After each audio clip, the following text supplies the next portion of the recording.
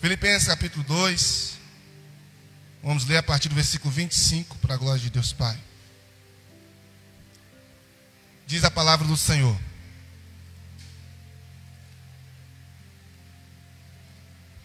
contudo, penso que será necessário enviar de volta a vocês Epafrodito, meu irmão, cooperador e companheiro de lutas, mensageiro que vocês enviaram para atender às minhas necessidades. Pois ele tem saudade de todos vocês e está angustiado, porque ficaram sabendo que ele esteve doente. De fato, ficou doente e quase morreu. Deus, porém, teve misericórdia dele, não somente dele, mas de mim, para que eu não tivesse tristeza sobre tristeza. Por isso, logo enviarei, para que quando virem novamente, fiquem alegres e eu fique menos preocupado. Peço que vocês o recebam no Senhor com grande alegria e honrem homens como este, porque ele quase morreu por amor à causa de Cristo, arriscando a vida para suprir a ajuda que vocês não podiam me dar. Amém? Oremos. Pai, quero louvar o Senhor por sua bondade e misericórdia e agradecer ao Senhor por essa palavra, Pai, que fora lida. Eu peço que o Senhor continue falando conosco, que o Senhor continue ministrando o coração da sua igreja. Meu Deus, nós cremos que nessa noite o Senhor separou cada pessoa para vir a este lugar, para receber da sua palavra e ser edificados para a glória do teu nome. É o que eu te peço, no nome de Jesus. Amém e amém. Podem se sentar, irmãos. Eu quero fazer umas perguntas básicas. Quantos aqui já ouviram falar de Davi, o rei Davi, que venceu o gigante Golias? Levanta a mão aí, você que conhece. Maravilha, quase 100%, né? Mas se eu te perguntar, quem conhece na Bíblia um homem pelo nome de Eleazar? E se eu te perguntar, quem conhece o nome de José Bazebete? Pois bem, pergunta parece simples, mas não é. Esses dois homens que eu perguntei sobre aqui com vocês, ele é apenas dois dos homens do exército de Davi. Esses dois, e eu poderia lhes falar vários deles, inclusive está registrado em 2 Samuel, no capítulo 23, do versículo 8 ao 39, uma lista de homens que fizeram coisas tão poderosas quanto Davi fez. Por exemplo, esse jovem Josebe Bazabete, ele sozinho venceu um exército de 800 homens. Eleazar, a Bíblia vai dizer que ele lutou uma guerra e ele matou tanta gente na batalha que a espada ficou grudada na mão dele com o sangue dos adversários. Carnificina, né? É daqueles filmes do gladiador, nível 3. E eu só estou citando dois. Esses dois faziam parte da elite de 30 homens, chamado Valentes de Davi. Alguns desses homens, inclusive, você conhece que Davi matou gigante? Pois é. Esse gigante Golias tinha mais 3 irmãos. Quem matou foi o exército, soldados do exército de Davi. Só que essas pessoas, por mais que fizeram coisas tão grandes, tão poderosas, nós não as conhecemos. Nós não, nem ao menos passamos a saber. E a semelhante desses dois homens, a Bíblia está cheia de outros personagens que teve papéis fundamentais. Eles não buscaram holofotes, eles não buscaram estrelismo, eles não buscaram destaque, mas por amar a Deus, por amar o seu povo e por amar ao rei, eles fizeram coisas absurdamente loucas, fantásticas. E a semelhança desses homens, Epafrodito foi um desses. Só que não no Antigo Testamento, no Novo Testamento. Epafrodito foi um herói, um soldado que não lutou com espada como esses dois que eu mencionei, mas ele lutou de uma outra forma. Da mesma forma que Deus está convidando a mim e a você.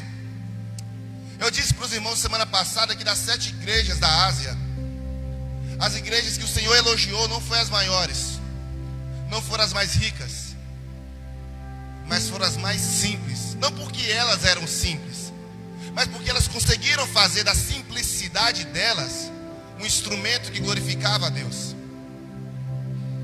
Deus não está preocupado com qual roupa chique você usa, ou quão bela seja a estrutura da nossa igreja, ou quão confortável sejam os bancos, ou o quanto o equipamento da nossa igreja seja de primeira linha. Porque essas coisas são apenas coisas. Deus está procurando e preocupado com quem manipula, usa, governa sobre essas coisas. E talvez essas pessoas não vai estar aí, brilhando na internet, com não sei quantos milhões de seguidores. Ou talvez não seja alguém popular nem na sua própria família. Como o Senhor foi chamar Gideão, ele disse: Senhor, a minha família é a menor da casa de Israel. Eu sou o menor da casa de Israel. Ou como o próprio Davi, que nem o pai dele lembrou dele. Mas o fato é que quando Deus quer usar, Deus não se apoia no nosso Instagram. Ele não procura quantas pessoas com maior número de seguidores. Ele procura pessoas que estão com seu coração voltado em obedecer à vontade dele. Tem um hino que foi muito criticado da Maris, inclusive eu também o fiz. Teologicamente existem alguns erros nesse hino. Quando ele diz: quando passar na prova e ninguém me ajudou, quando vem nas bênçãos vão se arrepender. Vai estar na plateia e você no palco vão olhar e ver Jesus brilhando em você. Esse hino fala um pouco dessa realidade cristã que a gente está vivendo. Pessoas que procuram sempre o brilho do holofote. Pessoas que querem crescer para que as outras pensam: você não acreditou em mim? Olha onde eu cheguei. E quando Deus vai chamar Gideão e chamar os seus guerreiros, eles não vencem com espada, mas vencem apenas com trombetas. Josué, quando derruba as muralhas de Jericó, derruba no grito e no barulho das pisadas. E Deus faz tudo isso para dizer para nós que quando Ele quer fazer, não depende da força do homem, depende da graça e do poder dele atuando sobre o homem. E é por isso, querido, que não importa onde você esteja. Existe um ditado aí fora que quem não é visto não é lembrado. Que para o mundo vale muito. É por isso que a busca pelas redes sociais, todo mundo hoje quer gravar vídeo, todo mundo hoje quer aparecer, todo mundo hoje quer ser visto, postar um story e quer ter milhões de visualizações, né? Quantos views? Porque as pessoas querem ser vistas, querem ser lembradas, querem ser seguidas. Mas talvez as pessoas que vão mudar essa geração não são aquelas que estão com 30 milhões de seguidores, ou aquelas que preenchem o estágio de pessoas vazias, mas aqueles desconhecidos, que não busca por popularidade, mas busca por obediência a Deus. Tem algum desses aqui? Pessoas que não buscam estar na boca do povo, mas que busca estar na lembrança de Deus e no radar do Senhor. Tem visto o meu servo Jó? E Deus olhou e não viu ninguém na terra tão obediente, tão fiel como Noé. É esses que o Pai está procurando. Jesus disse para a mulher samaritana: e vai chegar a hora, já chegou a hora, que os verdadeiros adoradores adorarão o Pai em espírito e em verdade. São esses que o Pai procura. Será que o Pai está te procurando, meu irmão? Se Ele está te procurando, Ele vai te encontrar aqui hoje. Dá um glórias a Ele, então, por isso. Fala, encontra-me aqui hoje, Senhor. Então, a semelhança de Epafrodito, a semelhança de Eleazar, a semelhança de Josebete, Basep, a semelhança de tantos outros. Deus quer que nós sejamos homens usados por Ele, para a glória dEle. Mas para isso, quais as características que vamos ver? Gratidão. Quais as características que vamos ver na vida de Epafrodito, na vida desses homens, para que mesmo sendo esquecido pelos homens, foram e são lembrados por Deus? Vamos ver no versículo 2, capítulo 2, versículo 25, na parte A. Olha o que Paulo diz sobre Epafrodito, e eu oro para que Deus fale a mesma coisa sobre você.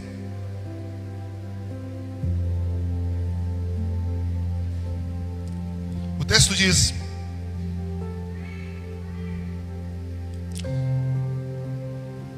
versículo 25: contudo, penso que será necessário enviar de volta a vocês Epafrodito. Alguém conhecia Epafrodito aí? Já tinha ouvido falar? Levanta a mão quem conheceu. 2, 3, 4. Prazer, Epafrodito, irmãos. Olha o que Paulo fala sobre Epafrodito, irmão, esse herói desconhecido. Meu cooperador. Eu fiz questão de ontem à noite escrever algo sobre ser cooperador. Eu sei, postei às 11 horas, eu acho que vocês foram ler isso hoje. E nenhum homem da Bíblia Sagrada, nenhuma pessoa na Bíblia Sagrada conseguiu ter êxito ministerialmente falando, ou conseguir cumprir seu propósito sozinho. O próprio Deus, que poderia fazer tudo sozinho, não decidiu fazer sozinho. Ele disse: façamos um homem à nossa imagem, conforme a nossa semelhança. A Bíblia diz que no princípio criou Deus os céus e a terra era sem forma e vazia. O Espírito Santo pairava sobre a face do abismo e disse Deus. Só que nesses dois versos, verso 1 e 2, nós vemos a presença do Pai, do Filho e do Espírito Santo na criação. Já falei disso alguns sermões atrás. Então nem Deus, que é todo poderoso, conseguiu fazer, ou melhor dizendo, não quis fazer nada sozinho. Conseguir, Ele pode até conseguir, mas Ele não quer. E talvez nós podemos até conseguir fazer muitas coisas sozinhos, mas o que o Senhor quer é que nós aprendamos a cooperar uns com os outros. Amado, entenda que a cooperação não é apenas uma necessidade, é um princípio. Ninguém vem ao mundo sozinho, e ninguém vai ser enterrado só. Você precisou de alguém para fazer seu parto, e vai precisar de alguém para sepultar seu corpo.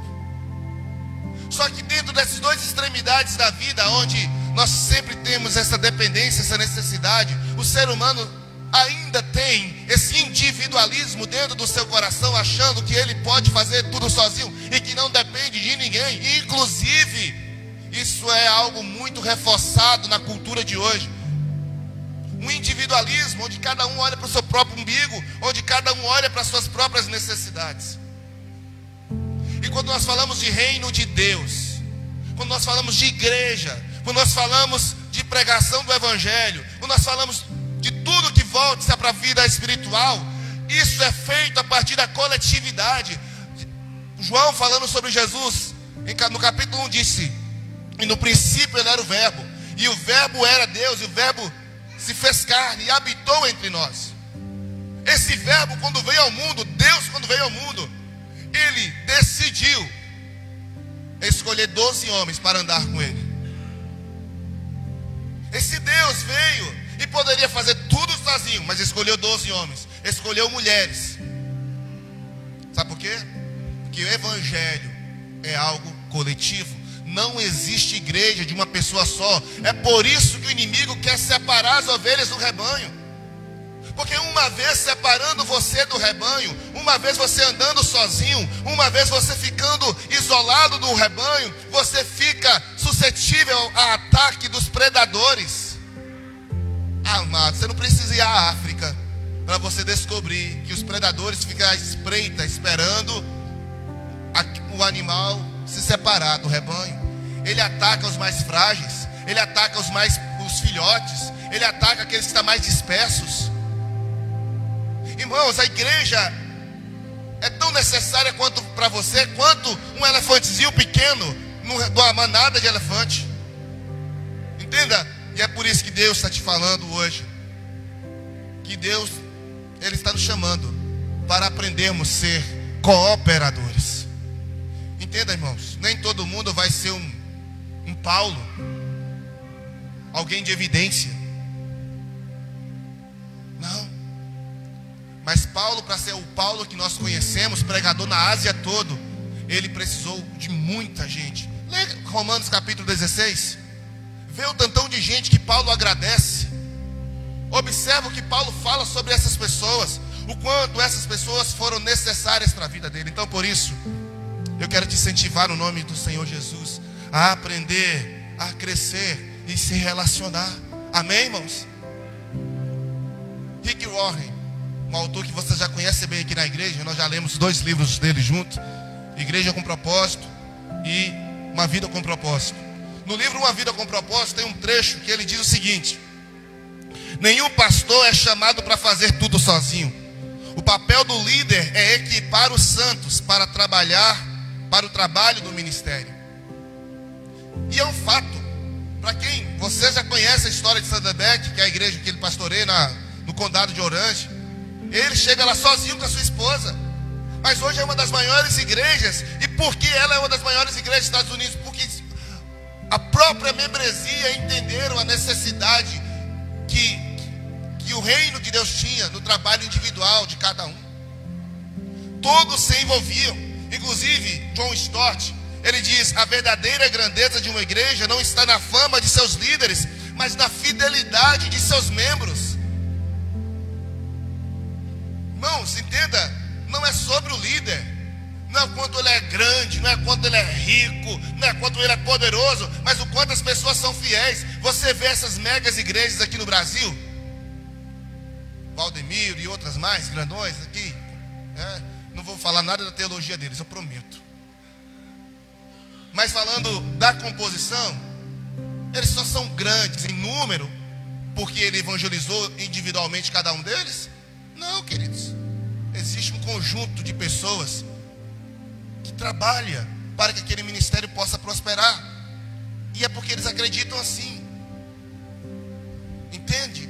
Então, se nós olharmos para a nossa igreja hoje, no contexto que estamos, e você achar que está tudo bem, está ótimo, não precisa de mais ninguém, você vai ficar assim. Mas se você entender que nós podemos avançar os perdidos, eu tenho falado muito, você sabe disso aqui, nosso foco é os perdidos. Então, querido, você sabe que você tem um papel fundamental nesse processo. Não depende apenas do pastor, é um coletivo trabalhando e sendo cooperador nesse processo. Você está me entendendo ou não? E eu quero te perguntar, você tem sido esse cooperador? Você tem sido uma pessoa que está cooperando para que o reino de Deus chegue a outras pessoas? Está cooperando para que as pessoas que venham aqui sejam abençoadas? Está cooperando para a unidade desta igreja? Está cooperando para o sucesso de cada criança e adolescente que está aqui, irmãos? Esses meninos não é a igreja de amanhã, é a igreja de hoje. E nós, como igreja de hoje, precisamos cooperar para que eles cresçam sendo cheios de uma referência de homens e mulheres santas e santos de Deus. Qual a sua parcela de contribuição?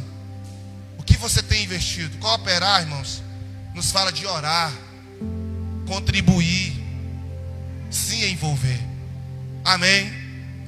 Os heróis desconhecidos, a arma que eles têm de hoje é a cooperação. Diga cooperação. E você, está armado com essa arma? De 1 a 10, o quanto você tem cooperado nesta igreja? O quanto você tem cooperado no reino de Deus?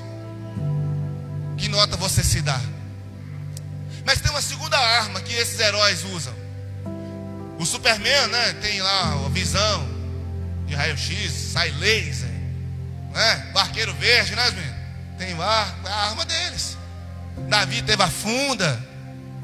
A arma nossa, querido, desta igreja, para a gente vencer os nossos inimigos espirituais, é se trabalharmos de maneira cooperativa. A segunda arma que Paulo diz sobre Epafrodito, olha o que ele diz aí: Epafrodito, meu irmão, cooperador. E o que mais? Qual é a segunda característica? Vamos lá. Mais alto, bem forte. Companheiro de lutas. Esse Tiagão está ficando com a voz grave, né? Locutor. Top. Companheiros de lutas. A irmã Urânia introduziu o culto falando dessa característica de igreja que a gente precisa ter: parceria, cuidado mútuo. E aqui está uma segunda realidade, porque no mundo lá fora as pessoas realmente elas competem, elas concorrem à atenção do outro, concorrem, enfim, o mesmo espaço. Mas no reino de Deus nós não somos concorrentes. Nós não estamos concorrendo com a Batista, nós não estamos concorrendo com a Assembleia, nós não estamos concorrendo, pelo menos não deveria ser esse o sentimento de uma igreja saudável. No reino de Deus nós não somos concorrentes. O ministério de mulheres não são concorrentes, os homens não são concorrentes, pelo contrário, nós somos companheiros. E olha que nós não somos esquerdistas, nós andamos juntos, somos parceiros.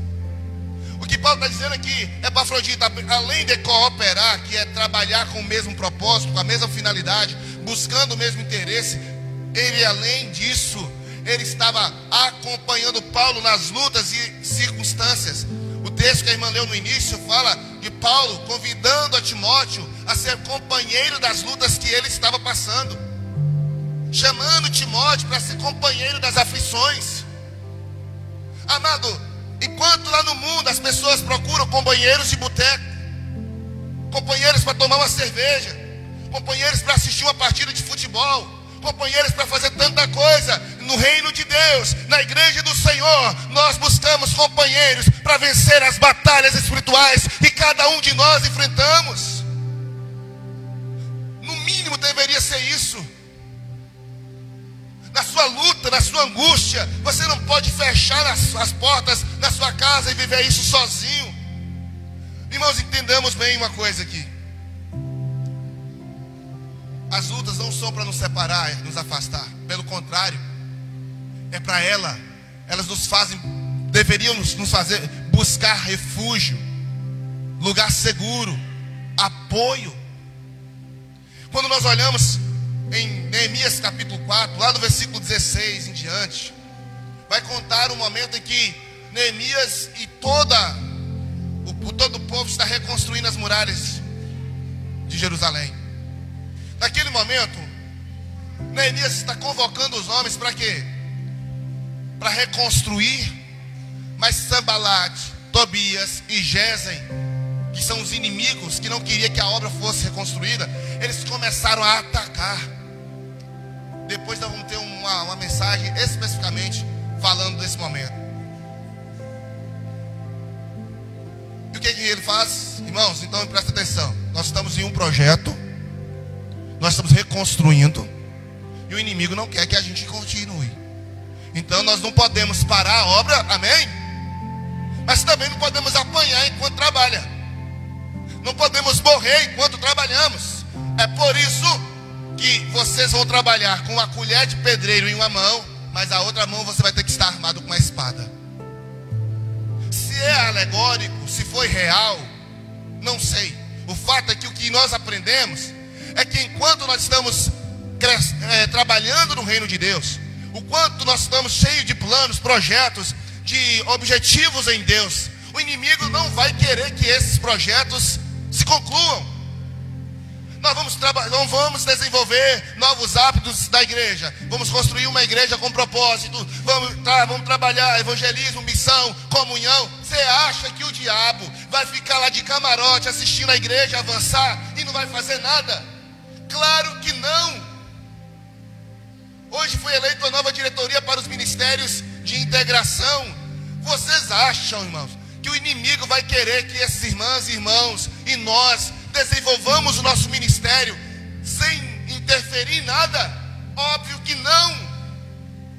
Paulo diz em Efésios capítulo 6 que a nossa luta não é contra a carne e contra o sangue, mas contra o diabo e os seus anjos.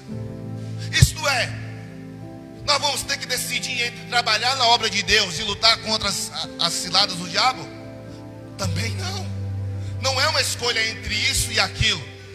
É uma decisão de continuar servindo, trabalhando, avançando e se protegendo. Mas como? É um protegendo o outro e um servindo o outro.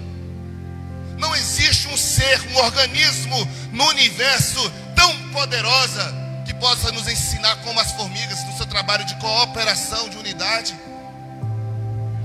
Por isso eu quero desafiar você, meu irmão, que tem lutado sozinho suas batalhas, que tem vivido as suas lutas e não quer compartilhar com ninguém. Você está sofrendo muito à toa, poderia ser menos. O próprio Tiago diz: levai as cargas uns dos outros e cumprireis a lei de Cristo. Mas como eu vou carregar o fardo de alguém se essa pessoa não dá, não entrega? A Bíblia diz para nós compartilharmos uns com os outros, orarmos uns pelos outros. Ah, pastor, mas eu estou cheio de problema e eu vou atender os outros. É assim que funciona. Irmãos, quantas vezes eu tive que aconselhar casamento com o meu casamento passando por luta? Não foi uma, mas 2 vezes não. Quantas vezes tive que orar por cura doente? Quantas vezes eu tive que visitar precisando de visita? Não foi uma nem 2 vezes não, meu irmão. Mais do que eu gostaria que fosse. Mas é porque eu entendo e eu gostaria de desafiar você para entender também que se o diabo não para, ele trabalha 24 horas para destruir a vida das pessoas. Eu não posso me dar o luxo de achar que a minha dor, a minha angústia, é a maior do mundo. Não existe sempre alguém pior do que você e que precisa sim de você no estado em que você está, sangrando, mas estancando o sangue de outros, chorando, mas chorando junto com os outros. E vocês não sabem quantas vezes eu fui visitar para abençoar e fui abençoado. Vocês não sabem quantas vezes eu fui para orar por pessoas e recebi oração que mudou minha vida. Porque a Bíblia diz que com a consolação em que você foi consolado, consolai-vos uns aos outros. Isso é ser companheiro de lutas. Só que muitas vezes nós não queremos lutar juntos.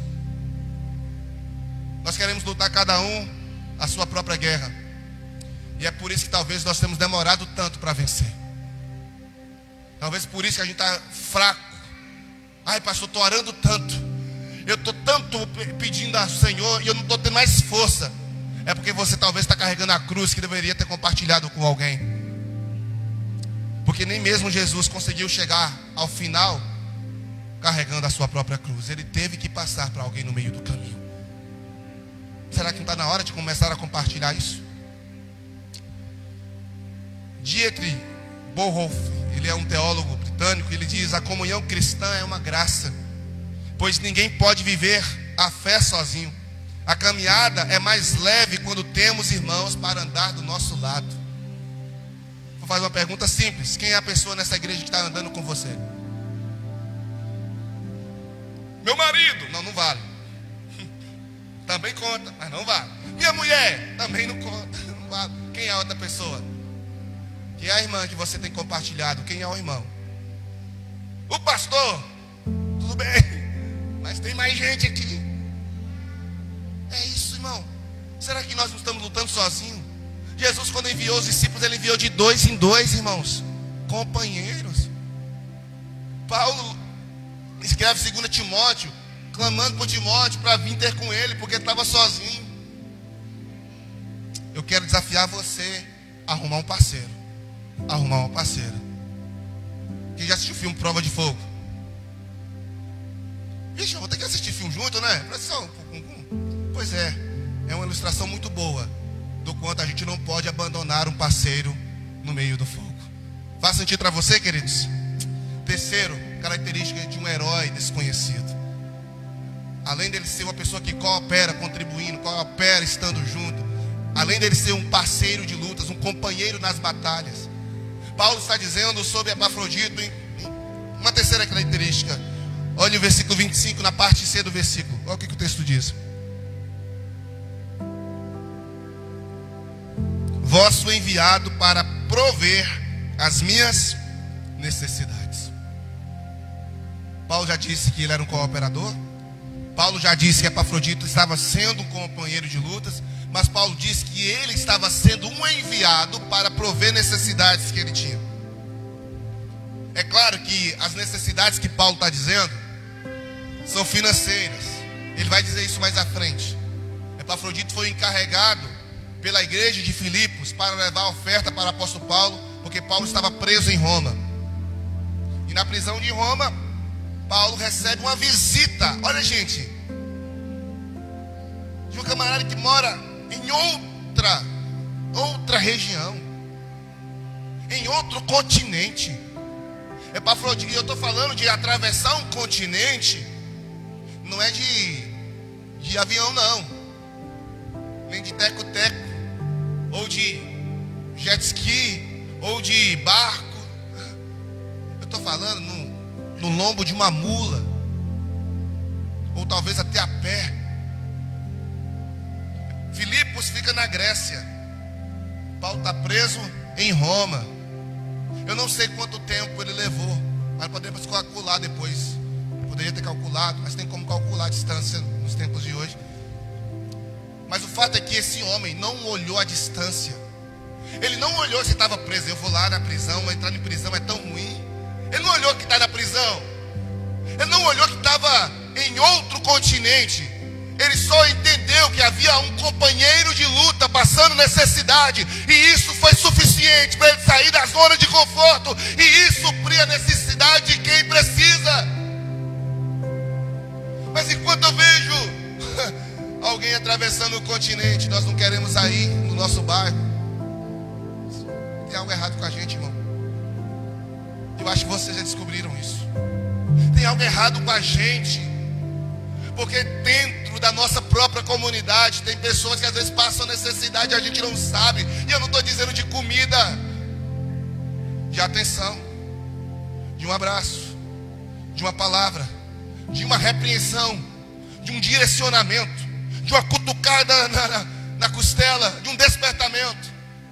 Mas eu estou preocupado demais com as minhas coisas. Eu estou preocupado demais com os meus interesses, com os meus estudos, com o meu trabalho, com os meus filhos. E é interessante porque Paulo está dizendo que foi enviado da igreja para suprir as necessidades dele. A igreja de Hillsong é uma igreja famosa, que nós cantamos música deles, aqui o mundo todo canta. Aquela música Oceanos é deles, e tantos outros, ó quão lindo esse nome é deles.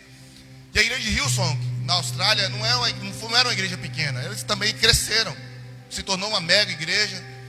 E a base do crescimento dessa igreja, segundo o fundador dela, Brian Huntsell, em uma entrevista ele disse que a base foi o cuidado mútuo. Inclusive, na frase da entrevista ele disse: a igreja precisa aprender que quem cuida de pessoas está cuidando do próprio Jesus. Eu vou repetir de novo, falar, não é minha, é dele. Quem cuida de pessoas está cuidando do próprio Jesus. E ele não está errado.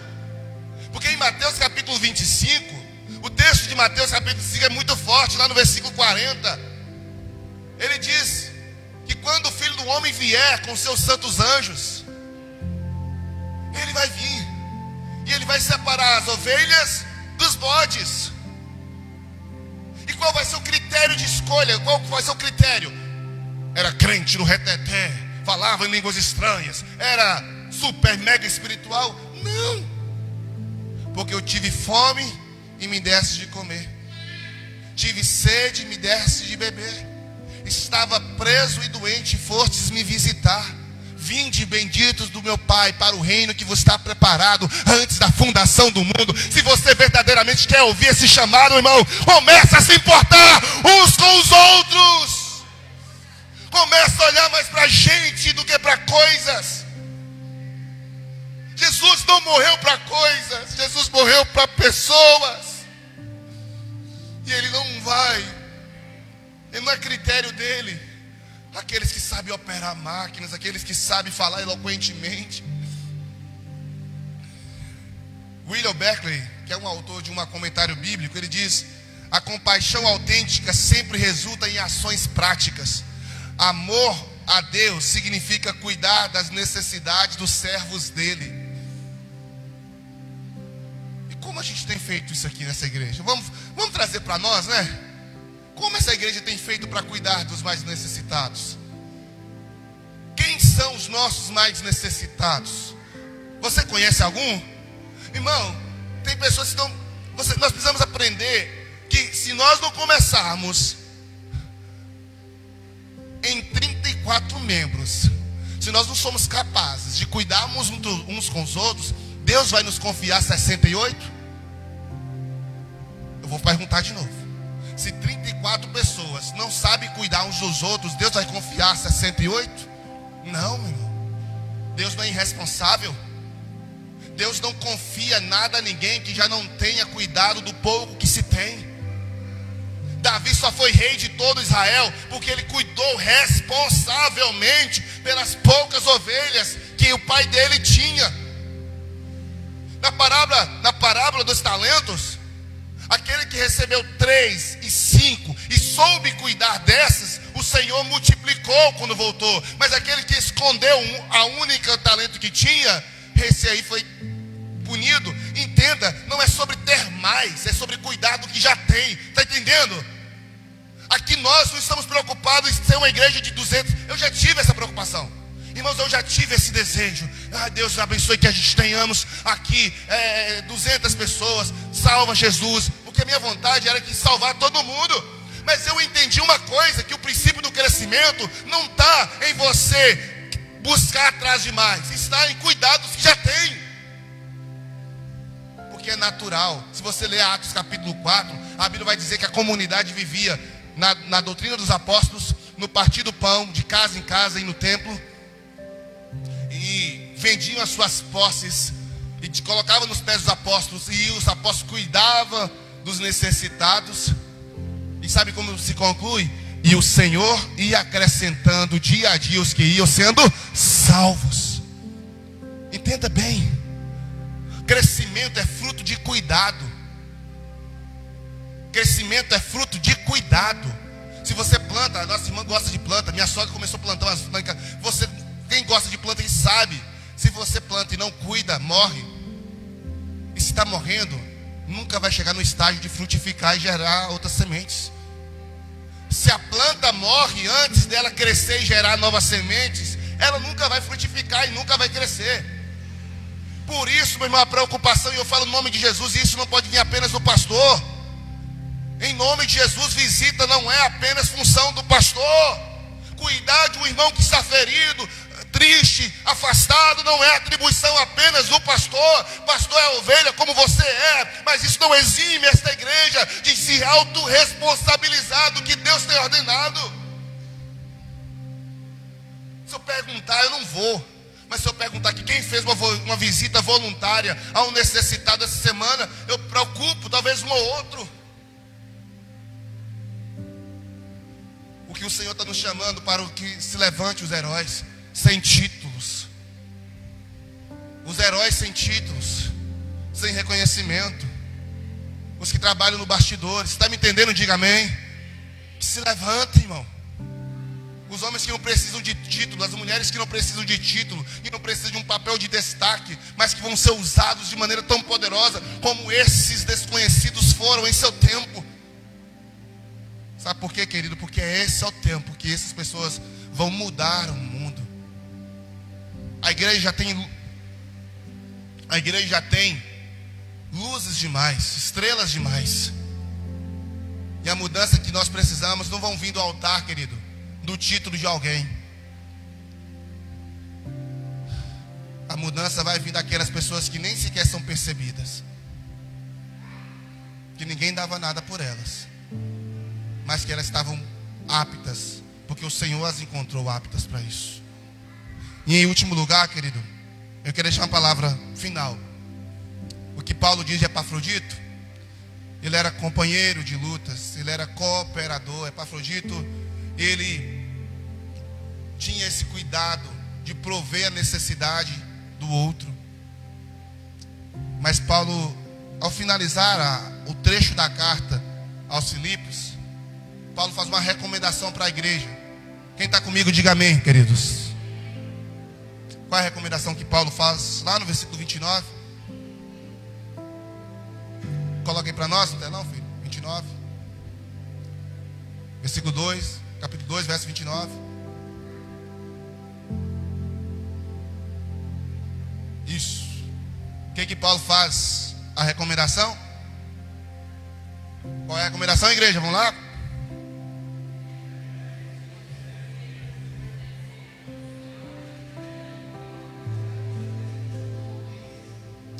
Irmãos, ninguém serve, ou ninguém deveria servir buscando honra, elogio, tapinha nas costas. Até porque uma boa parte desses são fruto de hipocrisia. Não estou dizendo que são todos, mas existe uma recomendação muito clara e uma consequência natural. Paulo está dizendo: homens como estes. Quais são os homens? Companheiros de luta, cooperadores, e que provém, que está preocupado com as necessidades alheias. Pessoas como essas você não acha em qualquer esquina. Pessoas como essa não chega pela Shopee ou Mercado Livre. Pessoas como essa Deus envia. Deus coloca em nossos caminhos. Só que a minha preocupação, e talvez não é nem preocupação que eu quero dizer, a observação que eu faço é que muitos de nós só reconhecem o valor dessas pessoas depois que elas não estão lá mais. Quantos filhos só reconhecem o quão o pai foi necessário depois que o pai já não está mais perto? Quantos maridos só reconhecem o quão a esposa era boa depois que ele o perdeu? Ou vice-versa. Quantas pessoas, irmãos, e é por isso que Paulo está ensinando para essa igreja: ei, vocês têm uma pessoa especial, vocês têm uma pessoa exemplar. Então, alegre-se por tê-lo e honre pessoas como essas. Não é criar um altar, não é idolatrar. O que Paulo está dizendo aqui: eu vou enviá-lo. E você viu no texto que no meio desse caminho a Epafrodita adoeceu. Amém, queridos? Em nome de Jesus, vamos voltar para cá. E ele quase morre. Sabe o que é isso? Ele quase morre. Paulo diz: eu vou mandá-los de volta para que vocês tenham alegria. Mas ao voltar, honre pessoas como esse. Se alegre com a presença deles. Isto é, entenda, reconheça a importância enquanto ele estiver com vocês. Porque não adianta depois que parte. Acabou, já foi. Eu acho interessante as pessoas que fazem placas de aquelas pessoas que morreram. Em homenagem a fulano. Já não está lá para ver aquilo. Já não está, não existe mais. Só quem vai... Então entenda bem. Eu quero deixar uma palavra para vocês aqui. 1 Pedro, no capítulo de número 5, versículo 6. 1 Pedro, capítulo 5, verso 6. O texto diz o seguinte, queridos: portanto, humilhe-se debaixo da poderosa mão de Deus, para que Ele o exalte no devido tempo. Ok. Às vezes a gente lê versículos como esse e acredita que Deus vai fazer isso de maneira metafísica, espiritual. Não é, meu irmão. Para que esse versículo se cumpra, Deus usa quem? A igreja, para fazê-lo cumprir. Jó, quando perdeu os recursos que tinha, a família que tinha, o dinheiro que tinha, a Bíblia vai dizer que o segundo estágio da vida de Jó foi maior, foi melhor do que o primeiro. E como Jó conseguiu reaver tudo que havia perdido? Deus mandou os anjos parar uma caminhonete na porta dele entregando as coisas? Não. A Bíblia diz que quando Jó passou aquela luta, que ele orou, a Bíblia diz que as pessoas que havia afastado de Jó voltaram. E todos aqueles que voltaram, voltaram trazendo presentes, voltaram trazendo riquezas. Porque Deus usa as pessoas. Então quero em nome de Jesus desafiar você: honre seu pai. É cooperador, é companheiro de luta, é alguém que provê necessidade. O irmão da igreja, quem está como irmãos, amém? Aprenda a honrar sua liderança. Aprenda a honrar sua liderança. Aprenda a reconhecer, não que ele é um cara ou uma mulher maior do que ninguém, não, mas que Deus tem usado essas pessoas para cooperar, acompanhar nas suas lutas e ajudar nas suas necessidades. Aprenda a se alegrar, aprenda a honrar. Charles Spurgeon, ele diz: Deus não busca heróis vaidosos, mas servos fiéis que colocam a cruz acima de si mesmos. O maior no reino de Deus é o que serve a todos. Maior. E é isso que eu quero desafiar você. Ser alguém que Deus vai usar para cooperar, para ajudar as outras nas suas lutas. Ser instrumento de suprir necessidades. E pode ter certeza, querido, do que está escrito em 1 Coríntios, no capítulo 15, versículo 58, vai se cumprir na sua vida. Você recebe essa palavra? Você sabe o que está escrito lá, gente? Portanto, meus amados irmãos, mantenham-se firmes e inabaláveis. Sejam sempre dedicados à obra do Senhor, pois vocês sabem que no Senhor o trabalho de vocês não é inútil. Não é inútil ajudar pessoas, irmãos. A gente ajuda as pessoas e depois elas viram as costas. Não é inútil. A gente ama e as pessoas abandonam. Não vai ser inútil. Deus está contabilizando tudo que você está fazendo no reino dele, para a glória dele. Você pode aplaudir Jesus por isso? Vamos orar? Fique de pé, vamos orar.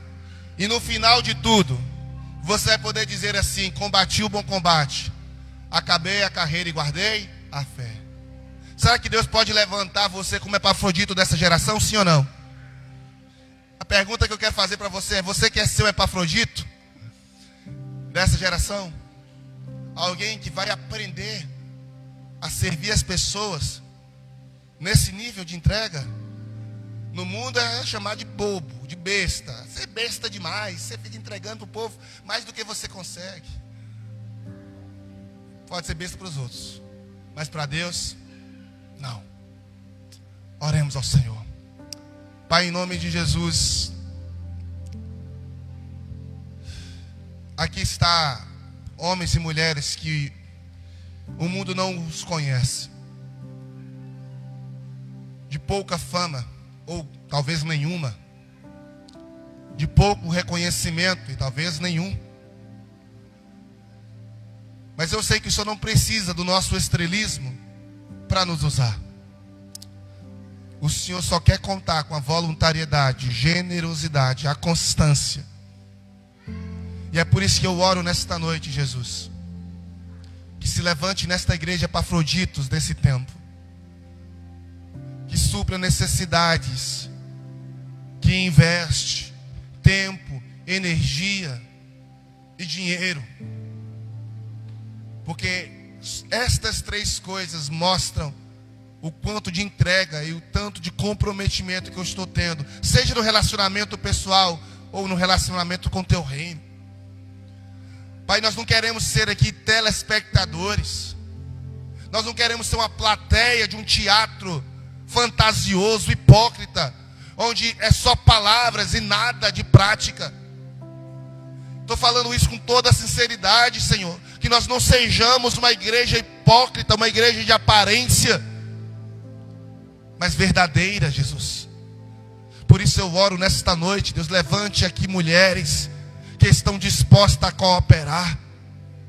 Levante mulheres que estão dispostas a pegar a mão uma das outras e lutar juntas como tem acontecido nas 3 horas da tarde, que é a oração das mulheres.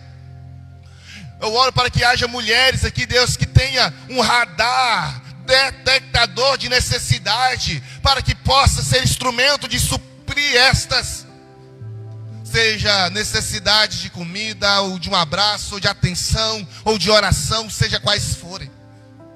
Eu oro para que haja homens aqui, Senhor, que saia da sua redoma de conforto, da redoma do orgulho e egoísmo, e comece a enxergar de maneira mais periférica, de maneira mais, ó Deus, global, além de si mesmos, além das suas próprias necessidades. Homens que amam pessoas, homens que amam o reino, que amam o perdido, que tenha paciência com aqueles que ainda não têm a maturidade espiritual ainda desenvolvida. Homens, Pai amado, constantes, homens guerreiros, como os valentes de Davi citados no início dessa mensagem.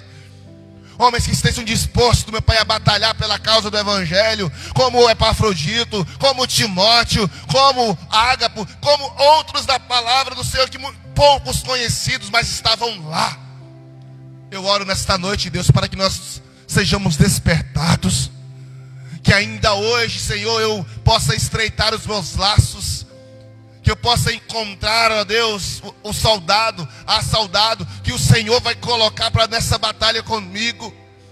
Em nome de Jesus, Pai, eu oro agora, e eu peço, sustenta a tua igreja, para a glória do teu nome. Quero desafiar você a fazer o que nós temos feito aqui constantemente, a sair do seu lugar, e interceder, e ser um companheiro de alguém em intercessão. Eu sempre peço para ser alguém que você quase tem contato, porque você vai poder fazer isso com quem você tem contato sempre. Então eu desafio você a buscar alguém, 3 minutinhos de oração, uma pessoa que você tem pouco contato, para criar exatamente esse laço. Vamos lá? Você pode sair do seu lugar e procurar 1 minutinho. Senhor, vai falar, eu quero orar por você, eu quero ser seu parceiro de intercessão agora. Não deixe sozinho, não deixe sozinho. Amém? Vamos lá. Ore uns com os outros, querido. Você vai perguntar, olha, qual é a batalha que você está enfrentando, que você quer que eu ore por você agora? Qual é a necessidade? Oh, soberano Deus, em nome de Jesus, nesse momento, Deus, nós oramos agora.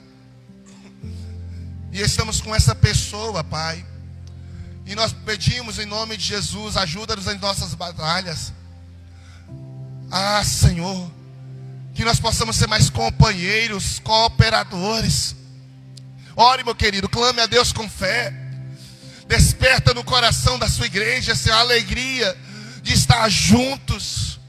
Desperta no coração da sua igreja a unidade, que é o vínculo, ó Deus, do Espírito Santo, a paz. Toda discórdia caia por terra. Toda dissolução, facção, intriga, inveja caia por terra. Que o espírito de competição caia por terra, de rivalidade caia por terra, e que haja unidade, haja, Senhor, conhecimento da sua vontade, cooperação, sustento mútuo. Ó Senhor, nós apresentamos agora a vida desse parceiro de oração. Eu oro agora, Senhor, e que nós sejamos unidos pelo poder do vínculo do Espírito Santo, que haja interação, que haja, Senhor, uma igreja transformada pelo poder da sua palavra. Aleluia! Que se levante aqui, Senhor, homens e mulheres, e que o Senhor possa fazer desta igreja, Senhor, um exército forte, um exército equipado com armas espirituais. Oh Jesus, como foi o exército de Paulo, o exército de Davi, o exército do Senhor. Levanta neste lugar sustentadores. Ah, Senhor, levanta neste lugar os Arões. Levanta neste lugar pessoas que sustentam a mão do outro no meio da batalha. Oh, fala para o seu irmão, eu estou aqui, conte comigo, vamos, estamos juntos. Não, você não está só, você não está sozinho, você não precisa passar por isso sozinho. Vocês têm uma companhia, você tem um parceiro, você tem uma parceira, você tem alguém que ora por você. Oh, Espírito Santo de Deus, aleluia. Sustenta o seu povo, Jesus. Em nome do Senhor, meu Deus. Que a tua igreja possa unida avançar para a glória do teu nome, Jesus.